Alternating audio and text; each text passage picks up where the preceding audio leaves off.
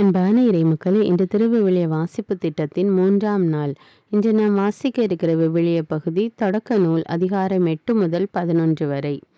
இன்றைய இறைவார்த்தை கடவுள் தமது வாக்குறுதிகளில் விசுவாசமானவர் என்பதை நினைவூட்டுகிறது. பெருவெள்ளத்திற்கு பிறகு கடவுள் புதிய தொடக்கத்தை அளித்து மனிதருடன் உடன்படிக்கை செய்கிறார். மனிதர்கள் தங்களுடைய பலத்தில் பெருமைப்படும் நேரங்களிலும் அவரை மட்டுமே நம்ப அழைக்கிறார்.